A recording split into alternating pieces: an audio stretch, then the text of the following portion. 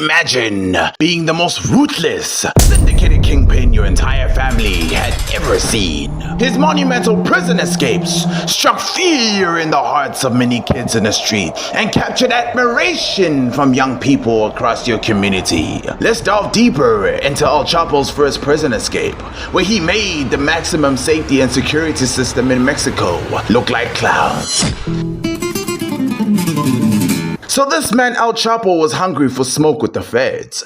With all the happiness money could buy, El Chapo heard one of them wardens needed extra cash for their daughter's wedding. So he pulled him to the darkest side of his prison cell behind bars like John Kreese from Cobra Kai and gave him hush money for his notorious release. Then the rapture began after the floodgates from his cell opened, leaned out for the coast, and moonwalked his way through the passage like a smooth criminal. Damn. Then this man El Chapo intersected a gunner called El Chito, aka the quiet one, who snuck him inside a trolley full of dirty laundry. The longer El Chito kept this man El Chapo inside, the more anxious he was for his life. I felt for them both because I know how effective this escape was, but I cannot understand how El Chapo was stuck beneath a stack of jumpsuits that had skid marks that looked like Hillary Clinton's jawline.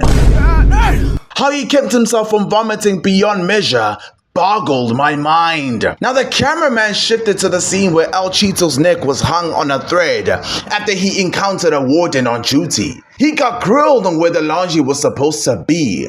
This man is never invited to the cookout with the gang ever again, as his face looked like he was about to snitch on El Chapo. Weirdly, El Chito lost sight of the laundry trolley and then rolled away from him like the weight Lizzo lost from her body over the last few months. Owing to this, El Chito regained control over the trolley and his composure. El Chapo was on his last rites as he sought closure with death by choking from his roommate's white panties and saved his kids from becoming orphans. Within his proximity, he sprinted his way into the boots of his Uber and drove him off. Man didn't even get a chance to vet a driver, but gave him his entire life. On Michelle Obama, you finna get my ass home. I got bread to put on my fam's table. Otherwise, their kidneys are on the line. So El Chapo reached his home on time, gave his Uber driver a 1-star rating, and walked inside. Man, was he unimpressed with how dysfunctional his family became. The lights in every room were left switched on. The bathroom pipes were leaking. The living room floors were cracked. The bedbugs became colonizers in every bedroom. And the cooking in the kitchen was burning. No wonder the house bill skyrocketed. And man probably realized going back to prison was not a bad idea after all.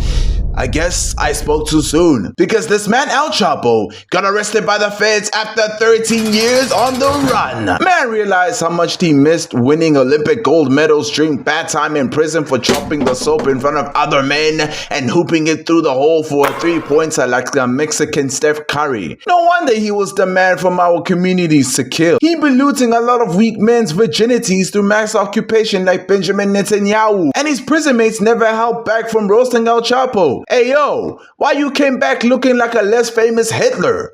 Order on the court. Why you look like an avocado that went through puberty? Bro, why your belly shaped like a smiling Teletubby? And why your head look like Patrick if he wore a condom on his head, ugly ass boy? Quarters and recess. You look like the type of guy who would eat pineapple pizza on a blind date with Joe Biden. This ain't the end of the trial yet, boy. You look like Genghis Khan committed genocide on your gains.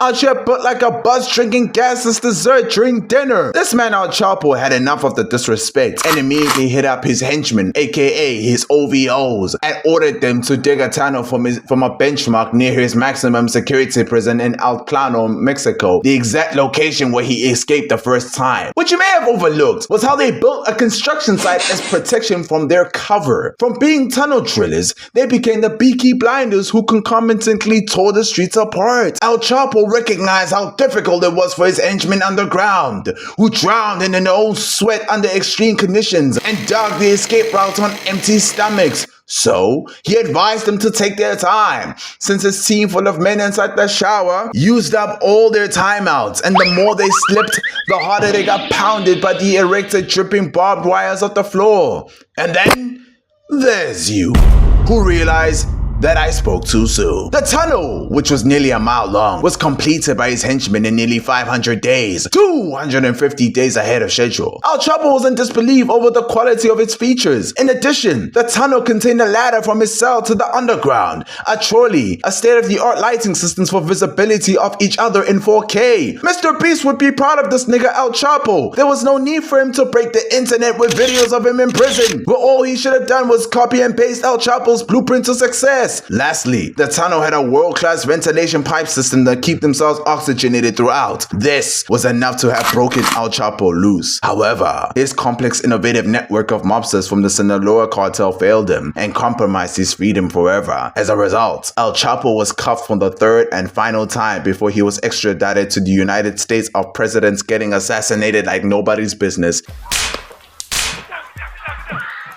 At least, I don't have to worry about any of that when I become president, with Hotlana Blakely as my first lady. Until then, everyone, I am the Monty, and this is goodbye.